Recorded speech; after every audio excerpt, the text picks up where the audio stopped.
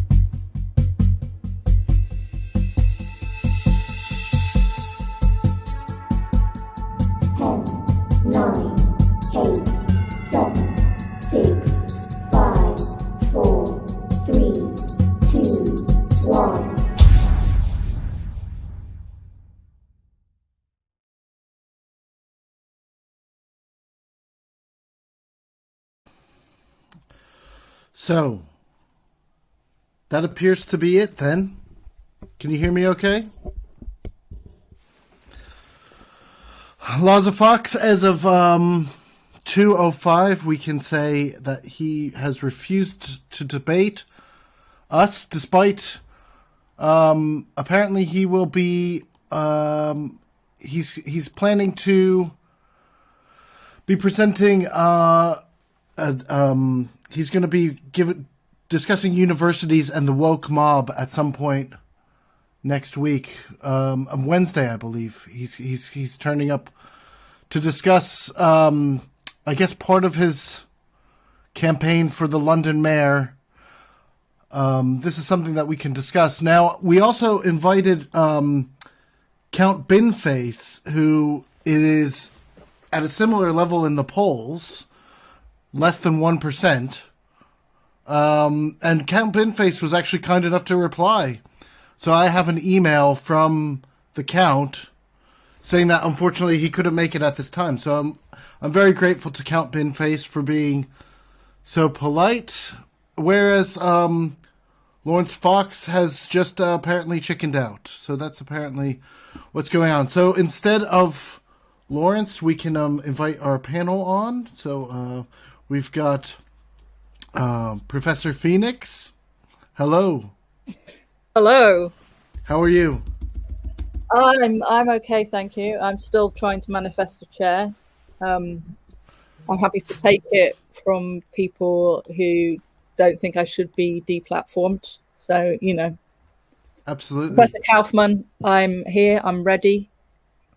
I don't think you probably do that much teaching, so it's not going to change very much for your students, but everybody else might like the change of view. Absolutely. Well, Eric Kaufman is arguing for affirmative action for conservatives. So maybe if you say that you're conservative, self-identify.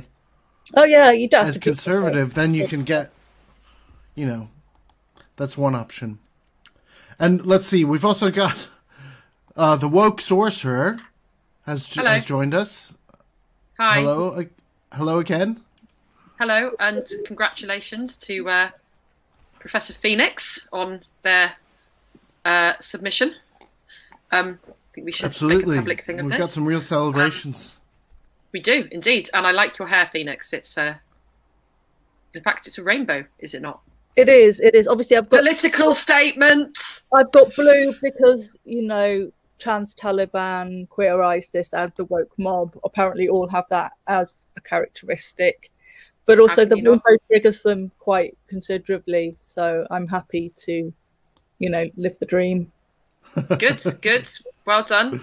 And good luck on getting a chair. I think you should be platformed. You have a right to be platformed. Yes, and so you can I agree. sue, in fact, if you do not get platformed. Yeah, I would call it Birkbeck College.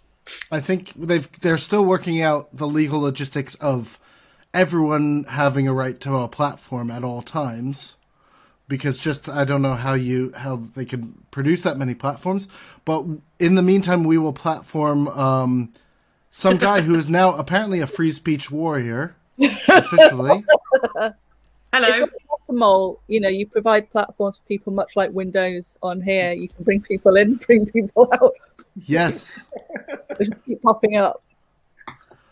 Absolutely. And then at some point, we might find Carl will be joining us, and we do have a very special expert guest with us this time. Not that we are not all experts in all things free speech, but we are very pleased to bring our special guest on in a few moments. But just before we do, I wonder if we could just review our invited guest, who will have to obviously add to the wall of heroes, Mr. Laurence Fox. And part of his campaign is that universities will no longer deplatform speakers. I'm not sure how the London mayor manages that. He's very much like a student union elections candidate, where he promises to get rid of all the things that students hate, regardless of whether it's like a really shit Tom Harwood, and that's saying something, isn't it? You know what I mean? What, Be Not Power? Well, Be Not Power, big name on campus power. So woke, yeah. But apparently the woke are so intellectually fragile that they can't handle anyone thinking differently. And yet here he is not turning up when invited. Unlike, and not even acknowledging. Count Binface at least did say. Now, I also found this, which is one of his recent ads. Can you hear this? Okay.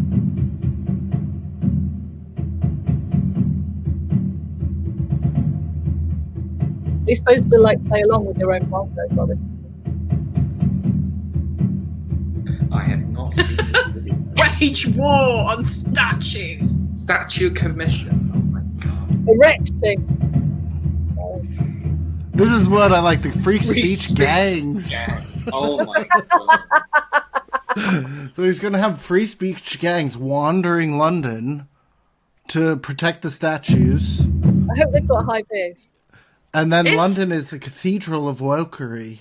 So, woke sorcerer, did you have something to do with this? With what? Because of... making a cathedral of sorcery. Oh, right. Wokery. Yeah, I did. Yeah, I did. Yeah, I did a little spell.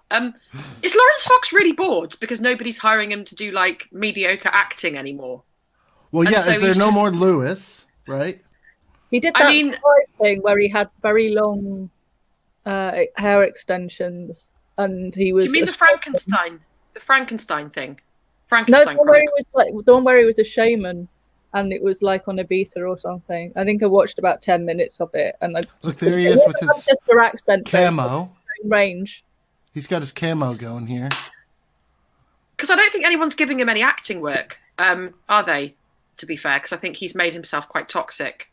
Like I never thought. Well, he'll blame the woke mob for that, but it's like you could also where they should have. I don't even remember his name. I just remember him as Lewis's sidekick.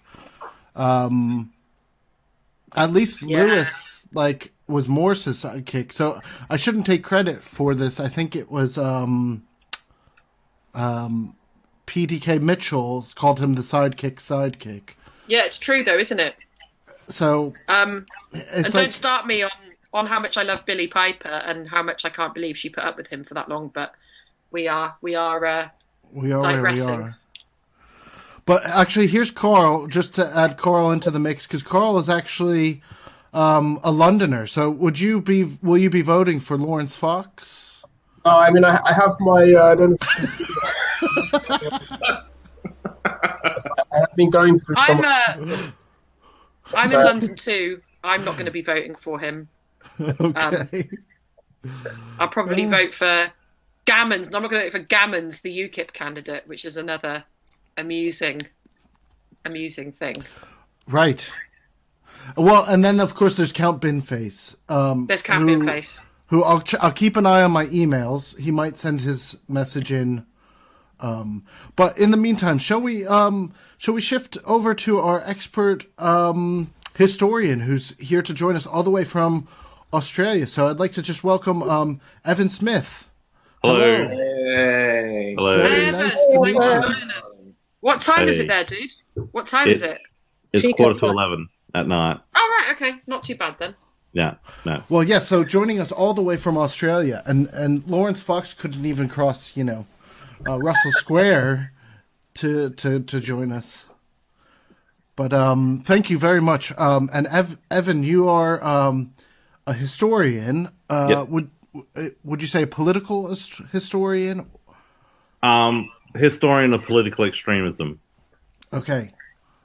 And your book has recently been about free speech and the universities. Is that right? Let's blow this up. No Platform: History of Anti-Fascism, Universities, and the Limits of Free Speech. So we are actually here for some edification and learning about what is the relationship between free speech, or free speech, as we like to call it, and fascism, anti-fascism, and so forth. Okay. Where do you want me to begin? So the book is about the long history of anti-fascism and the argument that that there's certain types of speech, political speech and stuff that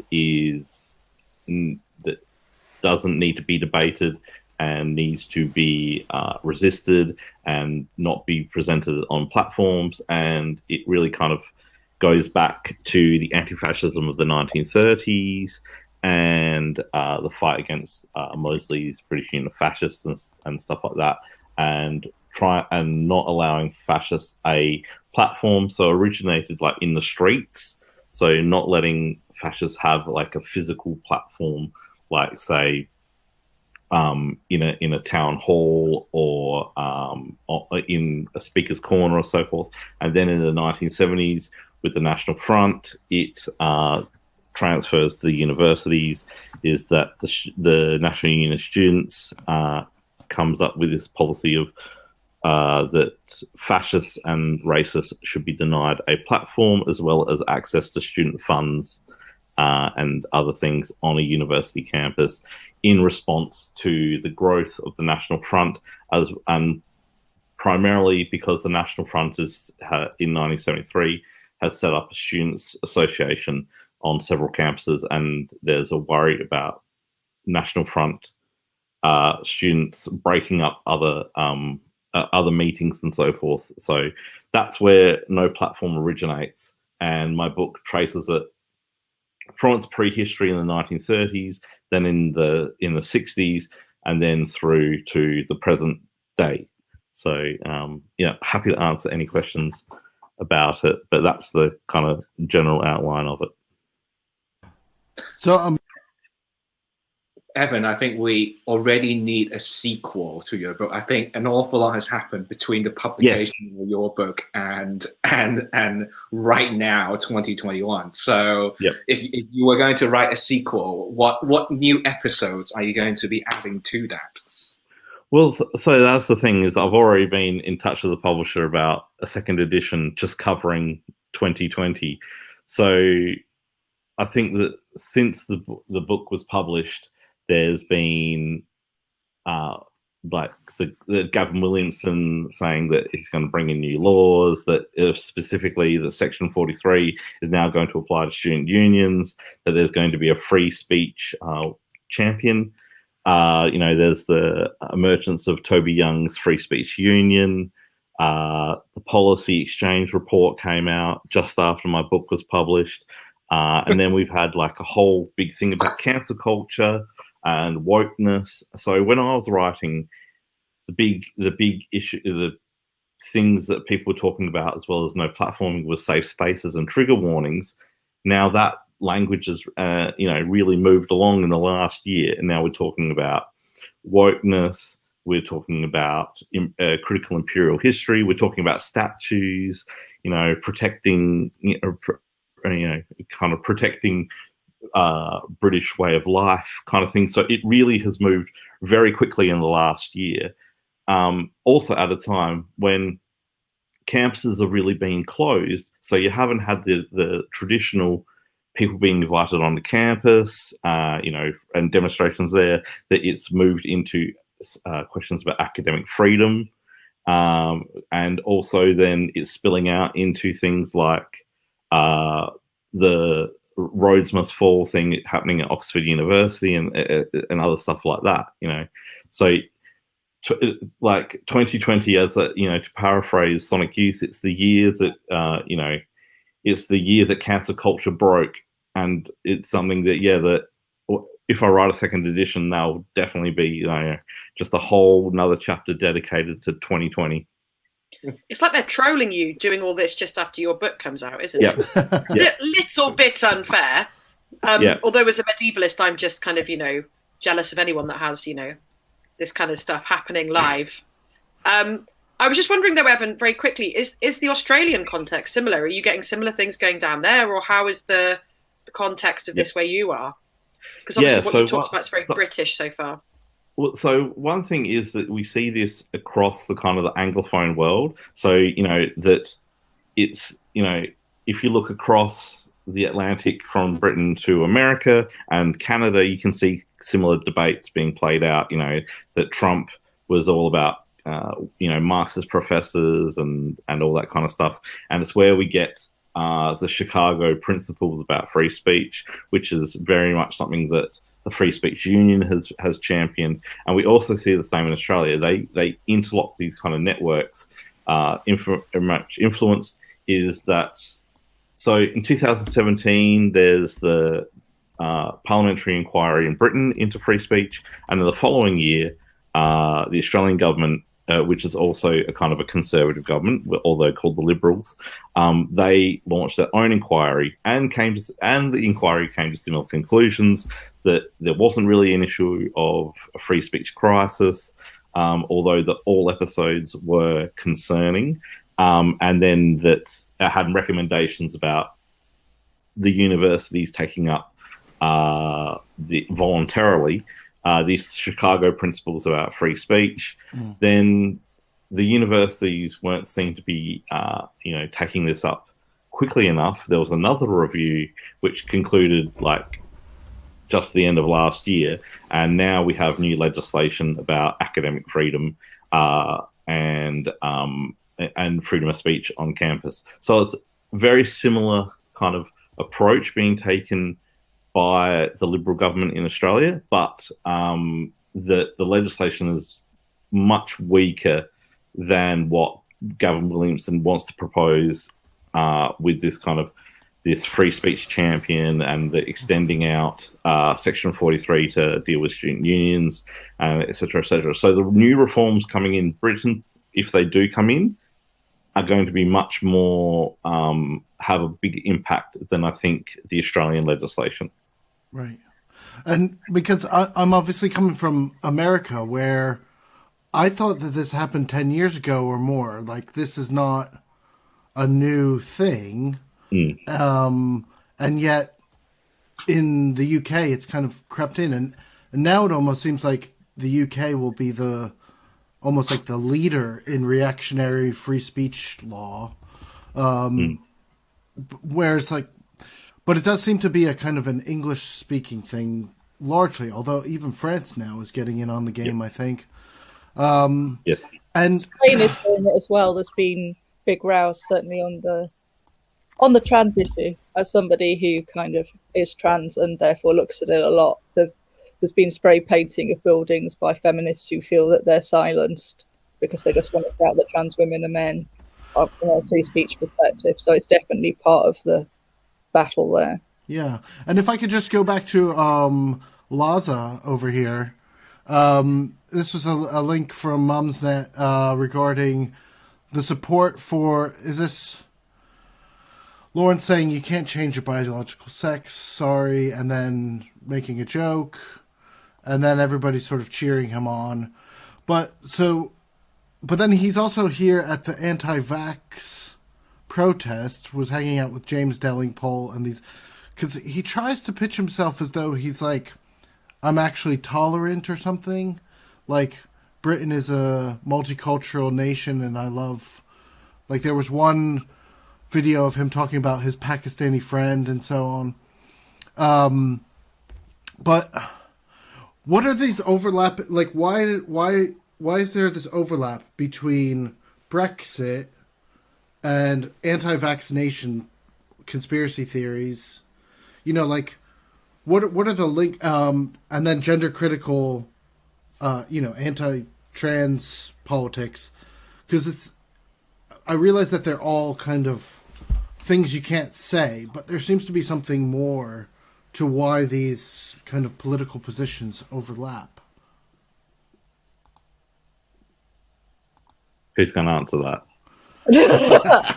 Well, it's all kind of contrarian traditionalism, isn't it? In that they want to say the woke mob are stopping you holding positions that not only do we think are true, but also are the common sense positions, the right positions, and these people who think they're being progressive are actually regressive because they're stopping us saying or doing things. But all the positions that they defend are basically fairly trad. The reasons why people voted for Brexit, a handful of people who wanted Britain to turn into Singapore aside, they wanted things to go back to how they were.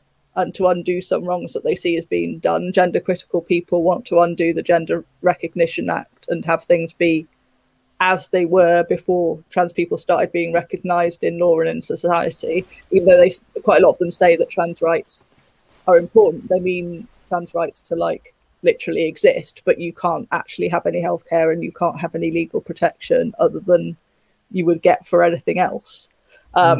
So it's all about that kind of retrogressive thing that they want to protect. So that's why they have so much in common, but they deny that. Yeah. So it's traditional in that sense that you're describing, which is why it links up with traditionalist conservatism. But then there's also this kind of like libertarian link as well. And that's something that I came across when I was in the USA. Around 2008, Ron Paul made a big splash with his campaign. I think it was 2008.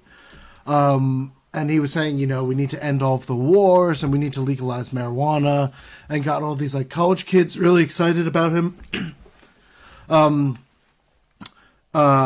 then over time you realize that actually he's also kind of like libertarian in the sense of we should set up our own like racist colonies and so forth, like and it does quite quickly turn into something really quite like frightening, sort of like Walking Dead, Mad Max type of. You get libertarian conservatives here, who, like traditionally the young people who are associated with the Adam Smith Institute and things like that, and they were very much, we don't want to stop people doing anything, legalize drugs, don't have lockdowns, blah blah blah blah. But they just kind of want to make things free for themselves. Classical liberals. They kind of want a return to Enlightenment values, but that only puts certain people in the room, whereas that they're not really as live and let live as they initially say, because they're completely terrified of Muslims, they're completely terrified of Black Lives Matter. They will call that anything they don't like censorious or Stalinist, even if it's something that's about increasing freedoms for another group of people. So basically, by libertarian they mean I want to be free to be able to do as much as I can when I want to do it with no restrictions on it. I do not want those freedoms for you if they conflict with mine. I only want them if they're agreeing with mine. Right. Yeah, there's always a limit, isn't there, to what they mean by freedom. And I think these free speech warriors, as I think Eric and I called someone out on Twitter the other day, to Tumbleweed, when we said, well, what have you ever said about the situation at Leicester? If you're an academic that's worried about academic freedom on campus, why haven't you said one thing about Leicester University trying to silence 80-year-old emeritus professors, Well, and I think Leon started that. Stocks never fought back to the neoliberal beast, Adam Tickell, who has been quite repressive, and he, didn't give. When I was working at Sussex, he didn't let anybody who was on a temporary contract get furlough so that they could extend their contract, which was recommended by UCU and other people as a thing to do. She didn't speak out about any of that. No. Although we'll say it's a free speech meeting, like a lot of these kind of contrarians do. Well, of course, it's because of the marketisation of the university, because they're very, very keen to associate themselves with the left so that they don't get lumped in with the far right. So they will say it's because of a neoliberal marketised university, this is terrible, but they never actually do anything about that. They just do stuff that's on the trad side. Well, Kathleen Stock, was it OBE, MBE? OBE. But hasn't that been a problem across the board, Evan, that people have kind of said that it's about, the spiked people, going, it's all about communism and more equality and stuff like that. And Claire Fox will shout about equality on the news quite often. But then her actual things that she does activism about are not really about that. I have a theory about spiked, by the way. So my theory about spiked is that big tobacco companies like British American Tobacco and petrol companies, oil companies like BP and Shell or whatever, like basically they just want a bunch of lobbyists to support things like leaded petrol, smoking in pubs, and so on and so forth. And then at some point in the mid to late 90s, they figured out actually the best way to get all of these messages across is just through the medium of culture and free speech. So actually, everyone just wanted to be able to smoke in pubs, or they want people to be able to smoke in pubs, and they want leaded petrol. And that's how the slippery slope started. And then now we have. Well, so does that follow the Can't they just history? smoke near the leaded petrol and do us all a favour? Yeah. Sorry. But Evan, does that follow kind of what you know of the kind of financing of this? Because it is quite international now, isn't it? Yeah. So George Monbiot has done a lot of kind of investigative journalism into the funding behind Spiked, and I think that there's that Spiked has it has its traditions as a Trotskyist as group, which transformed in the 90s once the fall of the Berlin Wall. They kind of moved away from class politics to this kind of battle of ideas, and how much that is kind of like a cynical kind of encouragement by any funding is not for me to say at this stage. I think George Monbiot has really kind of like argued that their links to certain organizations, particularly in the United States, makes them take a certain position on some issues, but I also think that part of it is an ideological tussle that they've had, over the last 20 years, and it really Spiked was a fringe organization until like last 5 years, and still until they really upped it with the free speech university rankings, which began I think around 2015, and then kind of like the talking heads, Brendan O'Neill, Mick Hume, and then like Claire Fox joining the Brexit party and stuff like that. It's really in the last 5 years that they've kind of like captured the political consciousness in a way, because what they were saying intersected with changes happening on the right side of politics in a much kind of larger way. That most of the time, that any talking about Spiked beforehand was that look at these crazy people who got sued by ITN in the late 90s about their claims about the Balkan Wars and how they ended up in this weird kind of anti-science kind of free speech position. But it's only really when the whole world kind of turned, and when the right-wing populism became more influential on the world stage. Brexit, the Tories get a majority in the 2015 election. Corbyn comes in as a figure of hate for the right. Donald Trump in America. So 2015-16 is when Spiked really chimes in with kind of a wider populist right-wing discourse, and it's free speech which allows them to really jump to make that leap. And I said that's something that brings together kind of the far right, conservative right, the libertarian right, and also part of the center, the political center, is the issue of free speech. So you can have Nigel Farage, Turning Point USA, Spiked, and then totally blanked on his name. Guy writes for Observer. Left guy wrote What's Left. Nick Cohen. Oh, Nick Cohen. Yeah. Well, so you can all have all these people having a similar argument about free speech on campus, censorious, politically correct students and all that. Bring all these kind of different political trajectories together. Yeah. Well, but then I think of this thing that came up over the weekend with Eric Kaufman and this other guy from Spiked. I think his name is Jim Butcher. And they were talking about how the fact that Middlesex University had a statement that said the race report was completely bogus, which it was. I mean, every scholarly association has said that it's bogus.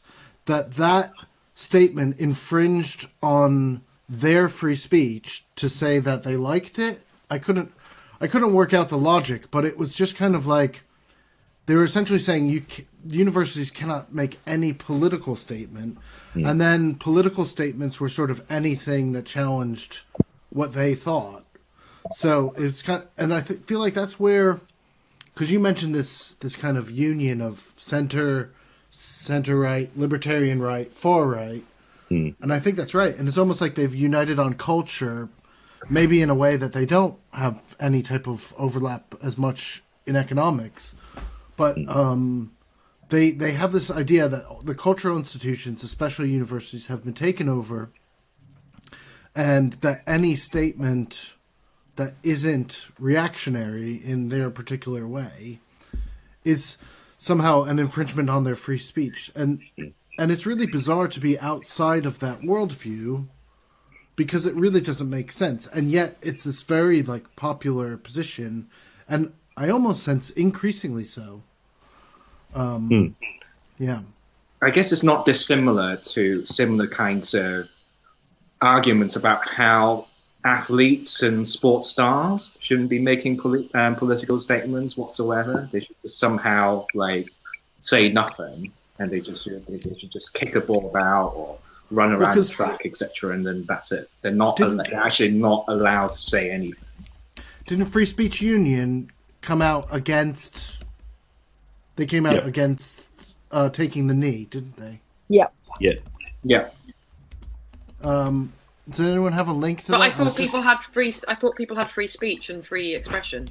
I don't understand it. They're pretzeling themselves, trying to kind of, Here we are. Well, let's pull this up.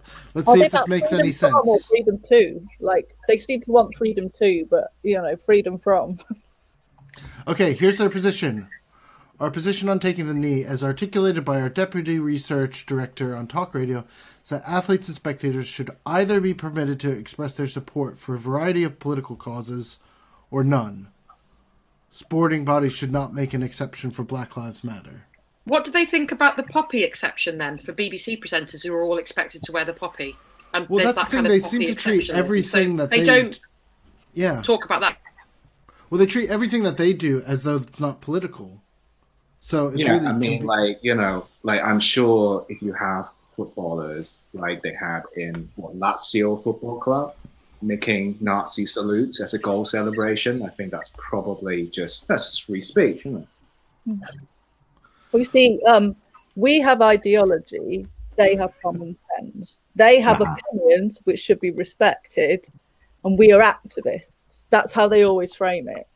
All the time, and like in any of these things that are considered debatable within the culture wars, it's always we're just common sense. We're just saying things, and it's borrowing stuff actually from the self-defined liberals, the kind of Cold War era 80s 90s liberals, where they decried anyone else as having an ideology, which was easy to do, and it was just like, well, it's either us in the middle, or there's the fascists and the communists, and we're neither the fascists nor the communists. They have ideologies, we don't have ideology, we're just sensible normal people in the middle.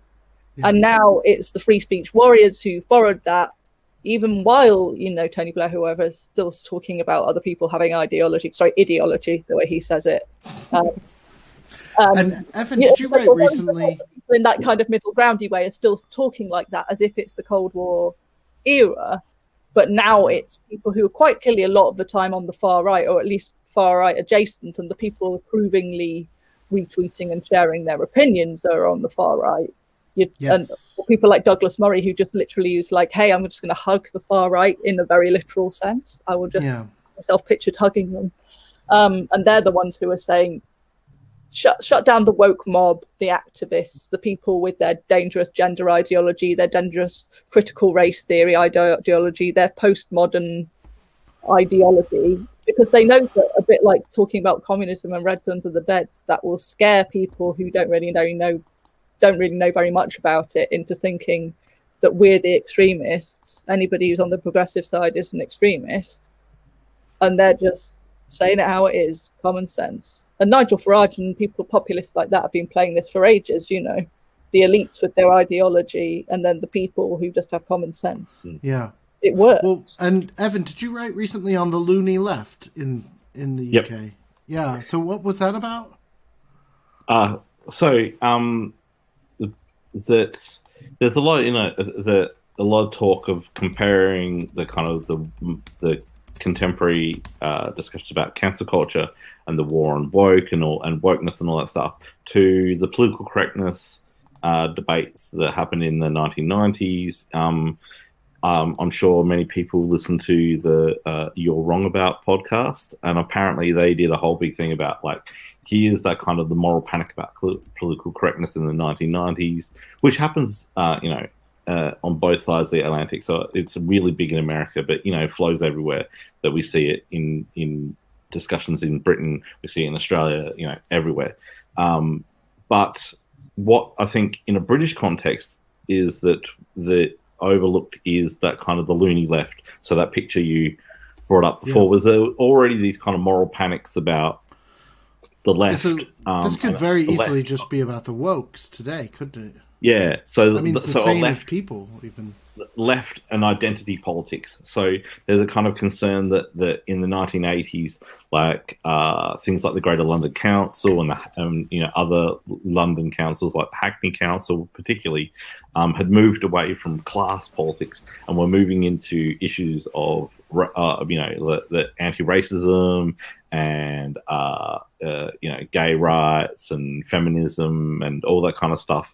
So that in the British context is that this kind of this moral panic about wokeness and about counterculture goes back, precedes the moral panic about political correctness and goes back to a moral panic about the loony left and identity politics in the 1980s. Right. And Carl, do you know much about the council in London at that time, the Hackney Council and so forth? Is that when? Well, it's when what's his name? Livingston was still coming up, and then what was it that he did that they started to? So there's the GLA. I always get the acronyms wrong, but there's he brings back GLA, or is it the GCA, and he kind of becomes this counterweight to what's happening, in Westminster. I'm thrilled that when we asked. Sorry. Yeah, so he's a kind of counterbalance to what's happening at Westminster. It's this kind of mid kind of Thatcher. Then there's this battle between this kind of ideological battle. But obviously that gets wound up. You get the relaunch of this new GCLA. I always forget that stuff. But I think there is this idea that there was a kind of cultural, political battleground that was represented by the organization. There is also this thing about kind of radical, like Camden being quite radical.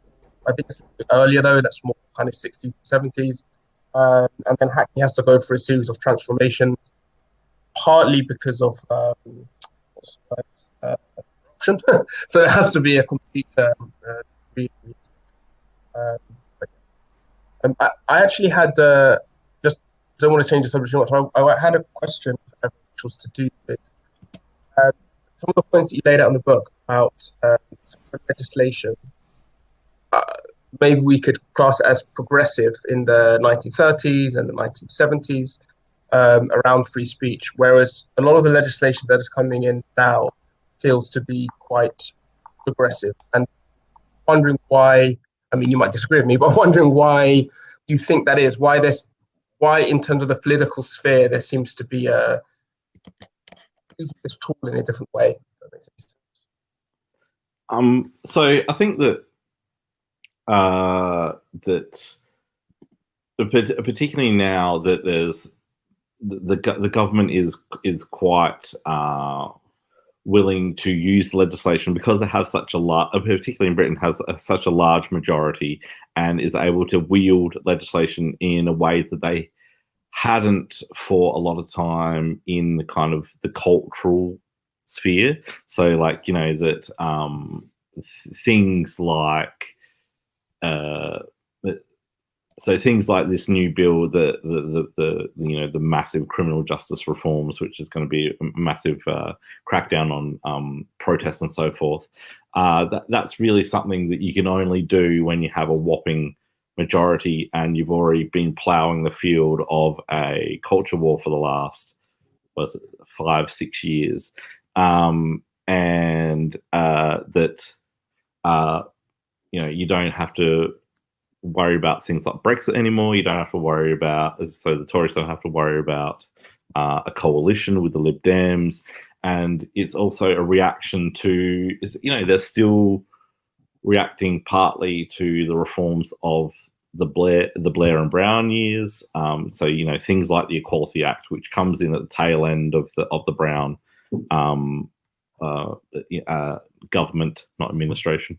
So Justice like Thatcher is not just reacting against the Labour government of the 70s, but is reacting against the Labour Party that decriminalised homosexuality, decriminalised abortion, ended the death penalty in the mid 1960s. Is that then Thatcher kind of like tries to take that on in the 1980s? Is that what we're seeing now under Johnson, particularly since 2019 election, is that we're seeing a reaction to everything that since 97. I think in many ways is that this is the kind of desires of a populist right that's unleashed, that they're unshackled, particularly now that also that they feel emboldened by the Brexit victory. Is that this is the hubris period. If we look at Thatcher 87 to 90, is like that was a real kind of Thatcher's hubris period, where she brings in, she's defeated the Argentinians, she's defeated the miners, she's defeated Labour. Now she's going to go full out poll tax, everything like that. Criminal Justice Act reforms, all that kind of stuff. And you can see, I think you can see similar now with the Johnson post 2019. What that means is that that it still took another 7 years for Blair to win an election. Is the Labour Party willing to take that long to win another election? Well, that's quite hopeful in that hopefully this is the late stage Toryism. The culture war stage. This is the leaded petrol stage and the marble red stage and the full fat milk stage. But there is the question of how the Labour Party will react, because wasn't it Neil Kinnock who used the loony left, and there still seems to be a bit of I feel like both sides of the Labour Party don't quite understand what they're doing in relation to these things, because you have the center. I feel like their thinking is, oh yeah, I remember being called out by some activists that I thought was unfair, so I really hate all identity politics now, and think that we need to focus on, I don't know, flags or whatever. But then flags and policing, that's a winning strategy for Labour. Great. But then the other side of it, and I think this is coming out, I was initially very enthusiastic about the Northern Independence group, but they kind of seem to be a remnant of the Corbyn left in a sense. But someone accused them of being ableist or something along those lines, and their idea is to sue them. And there just seems to be no sense of actually listening happening on the Labour side to the concerns, and so they I feel like they just accept the Conservatives' definition of reality, which is that there's these crazy no platforming people. And it's actually we're never going to get anywhere until we acknowledge that actually there is such a thing as institutional racism is a thing that exists. Anyone? Who should we ask? Leon, what do you think about this kind of like labor, the prospects for labor in dealing with this? I have to say, I'm probably not the good person to ask this question, because I have systematically basically ignored, muted all kinds of labor-related social media stuff, and that's been happening for the past 6 months or even longer, and I have to say my life has been immeasurably better as a result. Well, what about Phoenix? What do you think about the prospects of Sir Keir getting out of this or dealing with this issue appropriately? He just wants to ostrich. So his determination to not get involved with the culture wars, and that's been brought up not by him personally, but by a lot of people around him. And Kerry he doesn't want to get involved in it. That's the only reason he's not doing anything about all of the horrible, bigoted shit that people in the party and around the party say and do. But it's just going to bite him really, really hard, and he hasn't really worked that out. I think he thinks he can just let it pass and he wants the other side to, the Conservatives to destroy themselves over it, but they're clearly not. They're gaining in strength while Labour are not gaining in the polls. So it's not working as a strategy. Meanwhile, he's diluting what are now being called the blue wall seats, which are seats in cities and suburbs that are becoming demographically more Labour, if you like. Right. There's been a lot of talk about the red wall and how Labour has to get them back from the Conservatives, but the blue wall is lots of soft Conservative support as people move to cheaper areas, basically suburbs of cities that perhaps would have been, and smaller cities and big towns that have been consistently Conservative for a long time, or mostly Conservative. And now, you can turn Basingstoke or somewhere, Guildford, you can turn those red because nobody can afford to live in the cities. So the commuters are changing it. Yeah, and just people who, younger people are more likely to be graduates, and graduates are also more likely to vote Labour. And if he keeps ignoring the issue, the loudest voices who do all the culture war shit within Labour and the Tories just end up winning, and he ends up putting off his new natural constituency in trying to win the red wall back by either ignoring the culture war or playing to certain parts of it that he thinks he can get away with. He's just putting off the other people, and he just ends up pleasing nobody. You just end up with a fragmented left and centre, and that just helps Boris win, because everything with the Conservatives is priced in. The sleaze is priced in. Like, you knew, there's no hypocrisy. You knew Boris Johnson was going to be like this. Right. You can pretend that he was going to be like a truth-telling, laid-back guy who was just going to have a really lovely liberal cabinet. He was like, I'm going to do anything I need to do to win. I just shout banter all the time and lie and shag around, and make people go, well, that's fine. We know what you are. Yeah. People don't like a disparity between what you say you are and what you are, but if you say up front, I'm a dickhead, like Nigel Farage, people just go for it. Right. So, it's very difficult for Keir because he hasn't put forward anything really. Right. A lot of 100 pints recently. I think that's his contribution to the culture war, is that fermentation cultures about the only culture he's willing to engage with. He hasn't really defended the arts against the background. He just doesn't want to do anything. No. That might look like it's a metropolitan elite. No.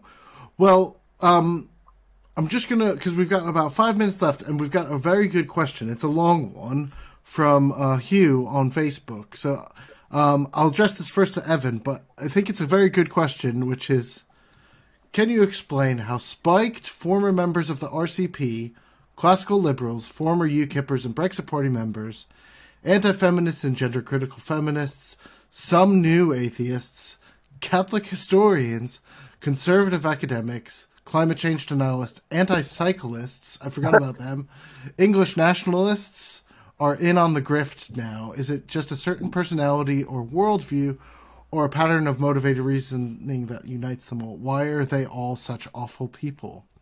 Very good question, Hugh.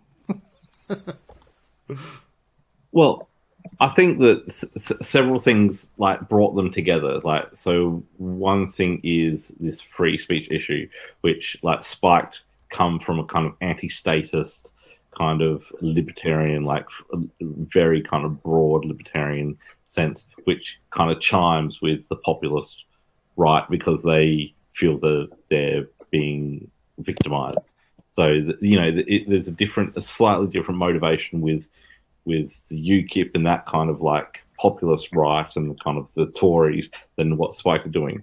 And then something like Brexit, where so you get spiked and they're kind of those kind of people and the kind of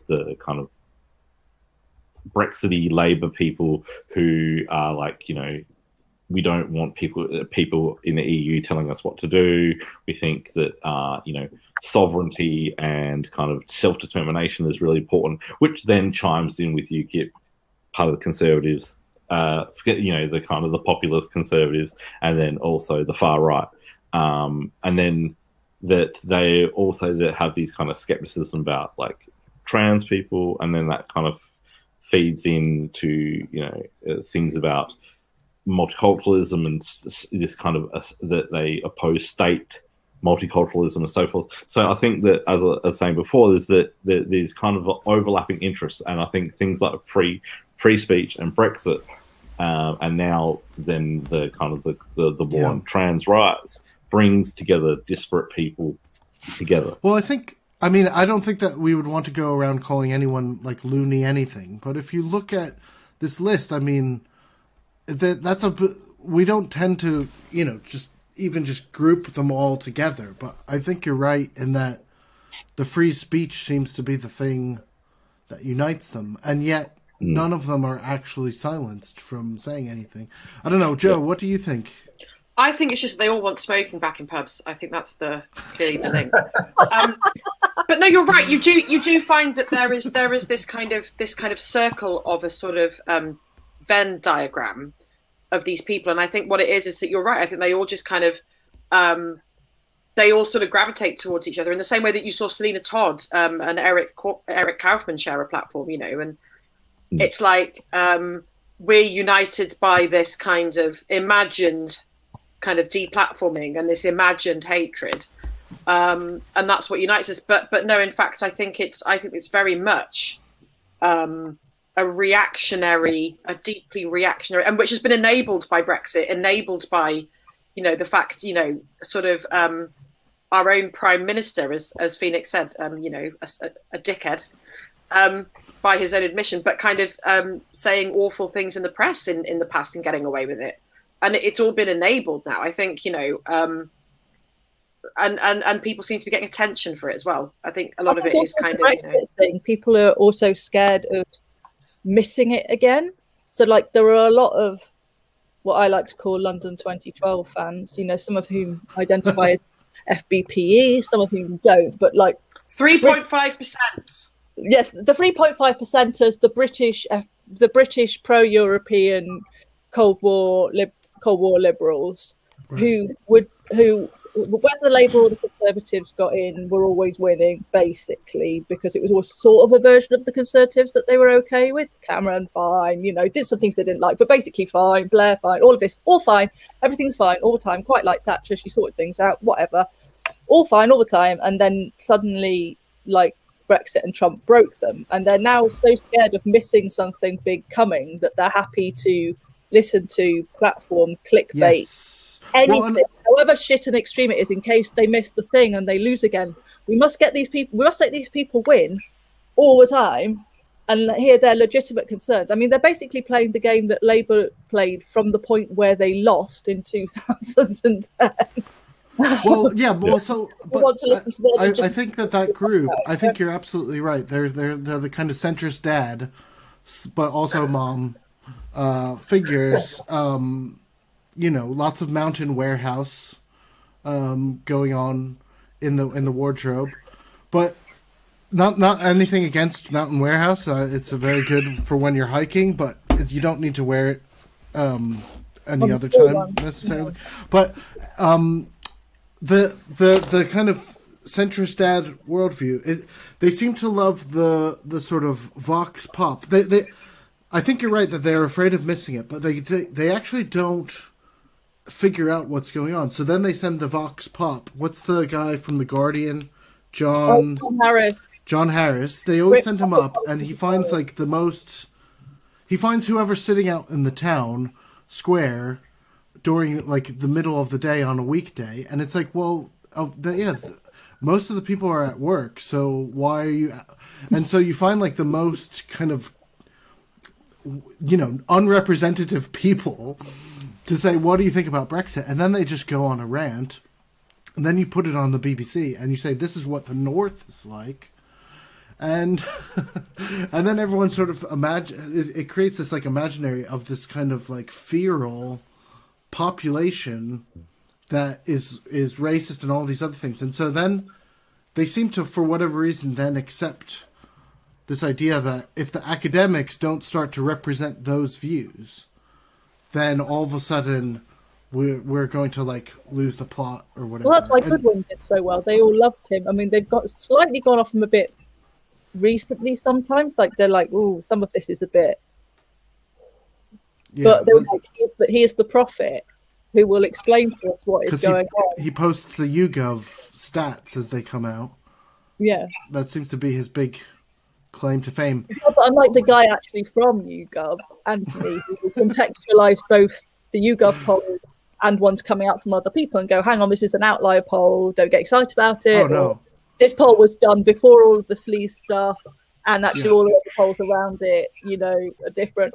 No, he'll just go, look, see, it just shows you that what I was saying was right. Yeah. Well, we're getting towards time. I know that some of you have to teach and things like that. Is that right? Is there still classes going on? Because Evan needs to go to bed, man. Yeah. Well. Like, this is well past my bedtime over there. I bed at 9 o'clock. But I wonder, because we also want, because we didn't even get to the Journal of Controversial Ideas, did we?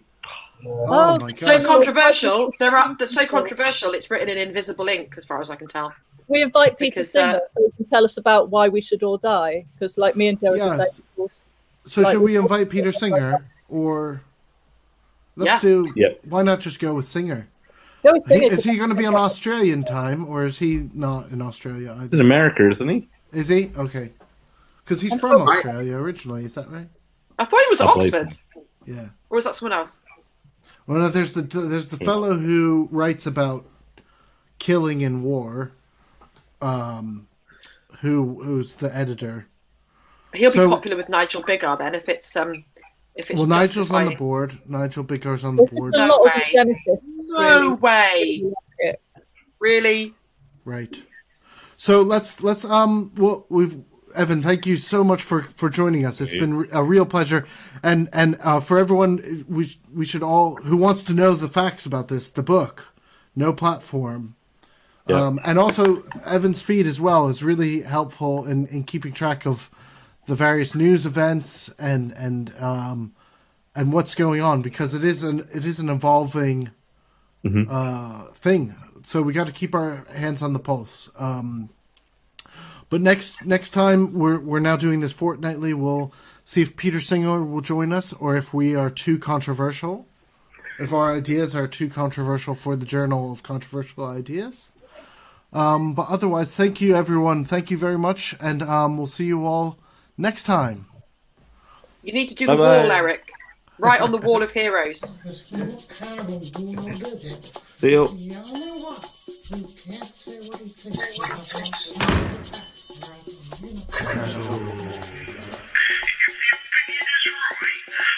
Huh?